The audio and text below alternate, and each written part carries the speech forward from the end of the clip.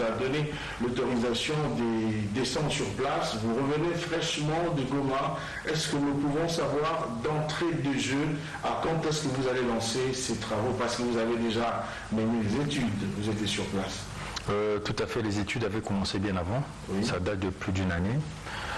Quand on était dans le gouvernement Ilukamba, le professeur Michel, parce que c'est lui qui a dégazé le lac au niveau du Cameroun, le lac qui avait causé 1700 victimes. Il avait commencé avec un essai pilote, donc nous sommes allés sur place, plus pour voir ce qu'il a eu à faire et comment ça se comportait. Et nous avons vu que l'essai pilote, le mécanisme qu'il a eu à mettre en place, nous avons vu que ça fonctionne très bien. Et on est confiant qu'il est en mesure de réellement dégazer le golfe de Kabounou. Mais il n'y a pas de date précise pour le début. C'est incessant, ça se fait incessamment parce que le chef du gouvernement, son Excellence le Premier ministre Sama, a donné l'ordre qu'on puisse décaisser rapidement. J'étais en contact avec le BCECO aujourd'hui et ils sont en relais. Oui, BCECO. Ils sont en relais avec le ministère. Parce que le financement passe pas par le ministère. Nous, on l'argent. Par le bureau central économique. Voilà, d'accord, il tombe par le BCECO. J'étais en contact avec le directeur aujourd'hui, qui est en contact avec le ministère des Finances. Donc le décaissement peut intervenir demain ou en début de semaine prochaine. Parce que le plus important, c'est qu'une fois que le décaissement sera effectif, le matériel va arriver et l'opération de dégagage pourra commencer. Et vous pensez qu'une fois que le financement est prêt, ces travaux vont vous prendre combien de temps? Est-ce que vous avez déjà des estimations? On a des estimations, on peut aller jusqu'à 10, 11, même 13 mois. On peut aller jusqu'à ça, mais le plus important, c'est de commencer. Déjà, le lac Kivu, en général, c'est 300 km3 d'un dioxyde de carbone, donc de CO2, et c'est 60 km3 de gaz méthane. Et tout ça est concentré au niveau de la ville de Goma, dans ce gaz dioxyde de carbone, et à plus de 150 mètres en dessous de l'eau. Donc ce qui a fait que malgré l'éruption du Nyiragongo, même si le lave entrait dans le lac vers Goma, il n'allait pas avoir de dégâts, parce que le temps que les laves descendent jusqu'en bas, il n'y aura pas d'explosion. Mais par contre, au niveau du golfe de Kabounou, le gaz carbonique, il est à moins de 20 mètres de la surface. Et on estime même entre 13, 14, 15 mètres de la surface. Donc, si aujourd'hui le volcan Nyamulagira entre en éruption et que les laves entrent au niveau du golfe de Kabounou, ce sera la catastrophe. Parce que ce sera un scénario simple. Ça va embraser, ça va exploser. Maintenant, le gaz va suivre la direction du vent. Et si le vent se dirige vers Goma, il va prendre toutes les personnes, toutes les vies à son passage, poules, chèvres, porcs, hommes, tout, lézards. Et c'est ça le grand danger. C'est arrivé au Cameroun, il y a eu plus de 1700 morts, et au Cameroun, c'était dans une forêt. Mais nous, il y a des grandes villes à côté, même la ville de Guissé-Nussé pourrait être touchée. D'où l'urgence, le chef de l'État, il y a une semaine, m'avait instruit de suivre ce dossier. Et là, le Premier ministre m'a mis dans sa délégation, nous nous sommes rendus sur place, et lui, à son tour, m'a demandé de ne pas regagner Kinshasa tant que je n'aurais pas régler cette affaire tant qu'on n'en saura pas plus. J'ai fait mon travail, j'ai ramené le rapport qu'il faut, et là les moyens seront donnés au professeur Michel pour qu'il puisse commencer son travail. Est-ce que vous pensez que dans les 11 mois du timing que vous venez d'expliquer ici, les dangers ne seront pas là directement? Est-ce qu'on a le temps pendant ces 11 mois-là qu'il n'y ait pas catastrophe? Non, on ne sait pas qu'on a le temps, mais il faut qu'on commence, et là on va commencer. C'est ça le plus important. Parce que dès qu'on commence, la situation va commencer à s'améliorer. Il y aura moins sur gaz toxique. Ça va réduire les dangers. Ça va réduire les dangers. Au bout de 13-14 mois, il n'y aura plus de gaz et il n'y aura plus de danger. Vous avez parlé des stations pilotes qu'il faudrait implanter. Vous avez placé, il y a une station pilote. Il faudrait en arriver à combien pour essayer un peu de stabiliser les choses? Déjà, la capacité de ces stations pilotes, il faudra qu'elles puissent être x12 pour pouvoir dégazer le golfe de Kabounou. Et c'est ce qui est prévu. Donc il reste 11 à placer. Oui, et puis là, c'est un petit format. Ce que le professeur devra pas le placer, ce sera de grands formats pour pouvoir dégazer. Déjà, là, je suis en train de tousser, je ne suis pas en forme parce que j'ai respiré ce gaz quand on était sur place. Parce que quand la machine, quand la structure est en train de dégazer, il y a le CO2 qui sort. Et bon, on a eu à respirer ça, c'est le risque du métier. Et voilà, je suis un peu irrité, mais ça va aller. Ouais, monsieur le ministre Didier Boudjé-Moutoumbouanga, j'aimerais que vous puissiez lancer un message à nos frères et sœurs. Aujourd'hui, la situation est un peu grave sur ce point de la République démocratique du Congo. Est-ce que vous avez un message de compassion et un message en tant qu'autorité de tutelle des hydrocarbures pour rassurer que le gouvernement de la République met les moyens? Je sens le souci du président de la République à travers vous en face de moi. J'aimerais que vous puissiez lancer un message à cette population qui est en train de nous suivre en ce moment. Le message est simple. Ils font partie de la population congolaise et je pense que le gouvernement a eu à le montrer. Parce que dès que ce drame est arrivé, le chef du gouvernement a dépêché une dizaine de ministres qui étaient allés sur place pour constater. Et là, nous venons encore d'y aller avec lui. Et le chef de l'État va s'y rendre peut-être d'ici 48 heures à nouveau. Et nous avons tout mis en marche pour pouvoir apporter provision, tout ce qui est apport en termes de nourriture. Nous avons tout mis en marche pour qu'il puisse y avoir des médicaments. Il y avait un problème d'eau. L'eau a été rétablie. Donc, le peuple de Goma sait que le gouvernement est avec eux. Nous sommes Congolais, nous sommes tous de Goma, nous sommes tous de la République démocratique du Congo, donc nous sommes réellement ensemble. Ça, c'est le grand message que je peux lancer. Le deuxième grand message, parce qu'il y a beaucoup d'inquiétudes, beaucoup de gens pensent que dégazer, c'est exploiter le gaz de façon énergétique. Non, dégazer, c'est enlever tout ce qui est CO2, tout ce qui est dioxyde de carbone. Mais exploiter pour transformer en énergie, nous sommes en train d'y travailler. Il y a des sociétés russes qui sont venues me voir, il y a une société américaine, et il y a surtout une société tunisienne avec laquelle nous avons beaucoup avancé. Et à la fin du mois, les Tunisiens. Oui, à la fin du mois, je me rends en Tunisie par rapport à ça. D'ici la fin de l'année, on pourra aussi exploiter le gaz méthane pour le transformer en énergie. Comment faire pour éviter les risques en cas de nouvelle explosion? Il y a possibilité peut-être de faire quelque chose. Nous devons juste dégazer. En attendant que les travaux puissent se terminer. Personne ne pourra arrêter une lave qui est en train de rouler. Donc nous devons commencer le dégazage et c'est ce que le gouvernement a mis en place et nous allons le commencer. Et Dieu voulant, il n'y aura pas de drame d'ici là et on va finir le dégazage à temps.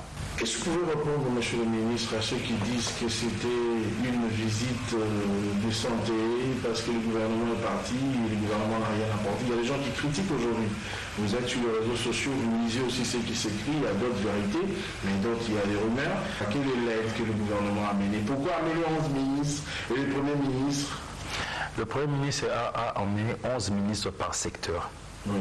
Le ministre de la Recherche scientifique il est dans la délégation parce que tout ce qui est volcan, l'OVG, c'est lui qui gère ça. Oui. Le ministre de la Santé était là parce qu'il y avait déjà une pandémie par rapport à, si je ne me trompe pas, choléra, qu'il y avait un début. Donc il est là et il y a des sinistrés. Donc il fallait voir leur état de santé. Donc il est venu pour constater sur place et donner la direction qu'il faut. Le ministre des Affaires humanitaires est venu là parce qu'il fallait aider les gens. Oui. Moi, je suis venu là, étant que ministre des hydrocarbures, le premier m'a emmené avec lui parce qu'il faut dégazer. Mais en termes d'aide, monsieur le ministre, aujourd'hui les problèmes qui se posent, on parle par exemple de la première dame, que je salue, en passant, qui a mené beaucoup de l'aide là-bas, mais l'aide du gouvernement ne se fait pas sentir. Alors les gens se posent la question, pourquoi? C'est vrai, on a mené une ministre par secteur, où il y avait une mission bien précise.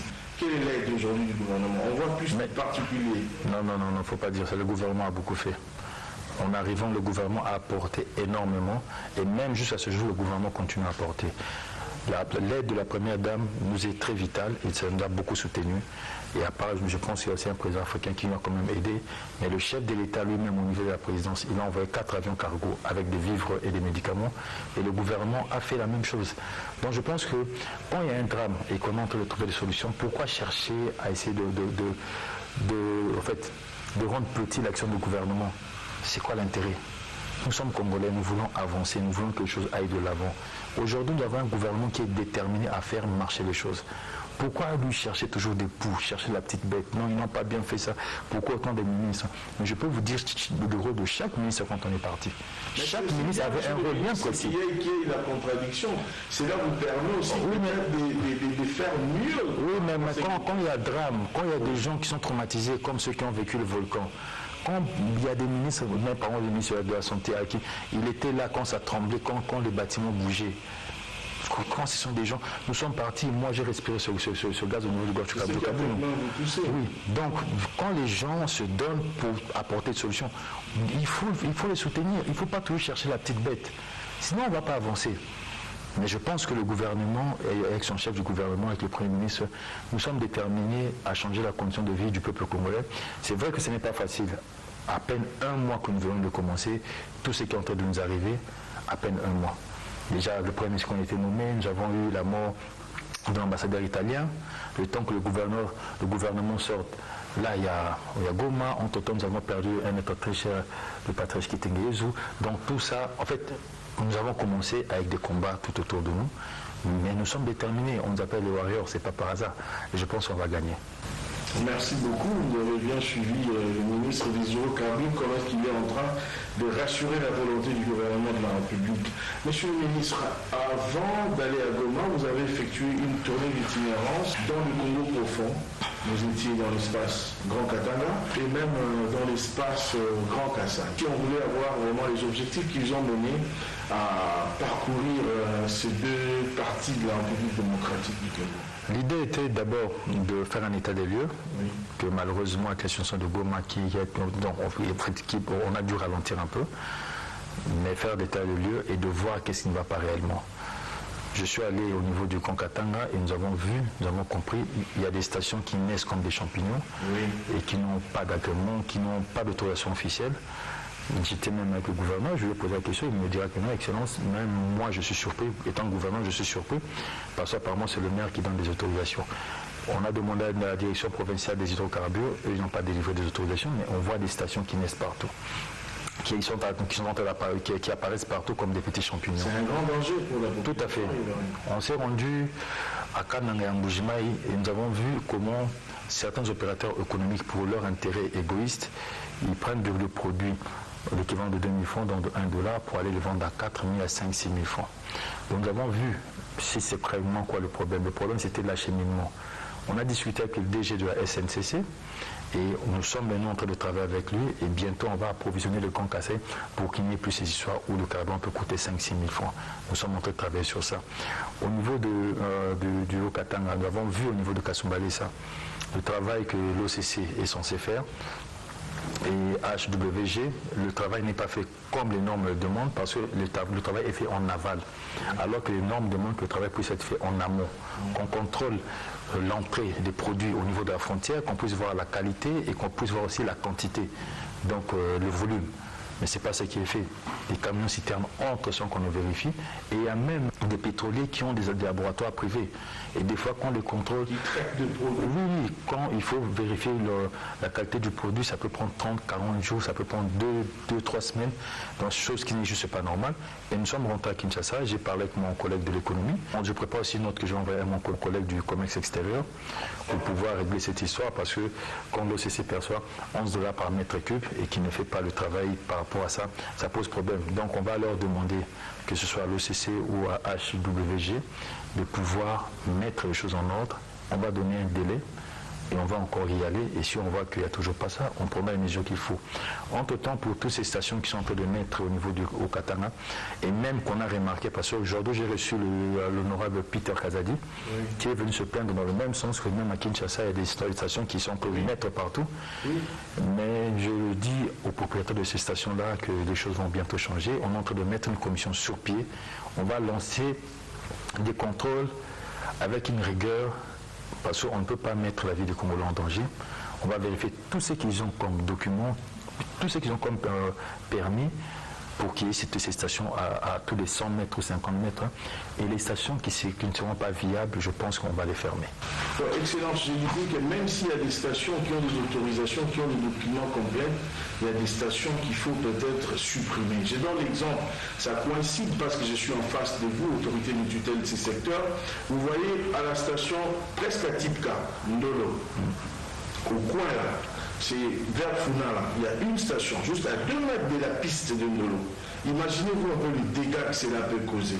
Même si, aujourd'hui, ils ont tous les documents possibles. Moi, je pense, à mon humble avis, qu'il faudrait qu'on choisisse aussi des endroits. On va faire un travail sérieux sur le terrain. Et ceux qui ne seront pas en ordre ne pourront plus fonctionner. Ceux qui vont mettre le Congolais en danger ne pourront plus fonctionner. Parce que le travail qu'on va faire au niveau de Kinshasa, on le fera avec la ville de Kinshasa, oui, avec le gouverneur de la ville, avec l'Assemblée provinciale de Kinshasa. Au niveau du Haut-Katanga, on fait avec le gouverneur du Haut-Katanga et l'Assemblée provinciale du Haut-Katanga. On va réguler tout ça. Je pense qu'il faut qu'il y ait beaucoup de stations à Kananga ou en Mbujimaï où il n'y en a pas beaucoup. Quand vous prenez la nationale 2 pour aller jusqu'à Matadi, il n'y a pas beaucoup de stations. Je pense qu'il y a lieu de voir, même avec le gouverneur, de mettre sur cette voie-là des stations dans toutes ces villes qui sont à l'intérieur, au lieu de venir en fait, faire exploser la ville de Kinshasa ou de Lubumbashi. On ne va pas accepter ça. Il y aura un travail sérieux qui se prépare, qui va être fait, et je pense que vous allez voir ce qu'on va faire sur le terrain. Je constate que Bujimaï, comme à Kananga, à Kinshasa, au Katanga, le prix du litre d'essence à la pompe n'est pas le même. Est-ce que c'est possible, avec l'avènement du pouvoir du Félix Tshisekedi, le peuple d'abord, qui est son plus grand souci, est-ce que c'est possible de maintenir le même prix? C'est ça que j'ai dit au début, c'est le travail que nous sommes en train de faire. Le problème, c'est l'approvisionnement. Parce que le Grand Kasaï a deux voies d'approvisionnement. La voie ouest, ça passe par Ilebo, Moneditu, donc ici ça quitte par bateau, Moneditu, et puis ça arrive vers Bujimaï et Kananga. La voie sud, c'est à partir de Lubumbashi, la SNCC, c'est par le chemin de fer qui ça doit arriver à Kananga et Bujimaï. Donc déjà, comme il y avait un problème de locomotive et qu'il n'y avait pas assez de camions citernes, aujourd'hui la Société nationale, la Sonatrach, parce que nous devons soutenir cette société, elle doit prendre le contrôle de l'approvisionnement du pays. Nous travaillons étroitement avec la Sonatrach et on est en train de voir avec la Sonatrach comment approvisionner le Grand Kasaï, et nous sommes en train de réfléchir, d'où je suis en train de faire un déplacement pour le Kenya, comment mettre un système de pipeline national, que le pipeline puisse quitter de l'ouest au sud, à l'est, à travers le pays. Ça va déjà protéger la population parce que les produits vont transiter par le pipeline au lieu d'avoir des camions citernes à tout bout de champ. Vous avez pensé aussi à la sécurité parce qu'il y a Petro-Congo, à Massina, ici à Kinshasa déjà, les pipelines de la SEP Congo, il y avait des dégâts, tardivement la nuit, des gens qui s'approvisionnaient comme ça d'une manière frauduleuse. Nous sommes en train de travailler sur ça. C'est vrai que ce n'est pas que le Congo, ça arrive dans beaucoup de pays du monde, mais je suis déterminé, avant de finir mon mandat, qu'on puisse doter le pays d'un pipeline national. Nous sommes à la troisième vague. Votre collègue de la santé a annoncé la troisième vague et vous savez qu'ici à Kinshasa, il y a beaucoup de gens qui sont sceptiques. J'aimerais que vous puissiez lancer un message en français en lingala aux personnes qui croient en vous, Didier Boudimou. Vous êtes président de la Dynamique Fachi président, autorité morale d'un parti politique qui est en train de prendre de plus en plus du volume à travers le pays. J'aimerais que vous puissiez lancer un message en français en lingala. En français, je dirais... Il ne faut pas qu'on se leurre, il ne faut pas qu'on se trompe. Cette maladie existe. La troisième vague est réelle. Et surtout avec la variante indienne et tout ça, sud-africaine, elle est réelle. Et il y a des morts à cause de ça. Il ne faut pas prendre ça pour de la blague. En lingala, je dirais, bandeko bokansate ke batu bakufanda gouvernement pour bakosa batu qui malade déjà alors que j'étais malade déjà solo. Puis ils ont commis ma batu. Batu azomona mona pété pour nous toucher, toucher famille. Au gouvernement lobby, tout la mesure pour te battre là. En 2 minutes, si quelqu'un nous prenait en cours de cette émission, Maître Didier Boudimou Toubanda, qu'est-ce qu'il peut retenir de votre passage dans notre magazine? C'est vrai que nous sommes chez vous, vous nous recevez dans votre cabinet. La première des choses, c'est que le gouvernement a pris les choses en main par rapport au dégazage du golfe de Kabounou et que la population du Nord Kivu peut faire confiance au gouvernement et que le dégazage va commencer très rapidement. Et la deuxième des choses que je pourrais dire, c'est que la petite tournée que je vais faire au Grand Katanga et au Grand Kasaï va porter des fruits parce que nous allons régler le problème de l'approvisionnement du Grand Kasaï. En gros, c'est ça. Merci beaucoup, Maître Didier Boudimou Toubanda. Je rappelle que notre invité est le ministre des hydrocarbures de la République démocratique du Congo. Merci beaucoup, Excellence, pour votre disponibilité. Comment booster le développement en République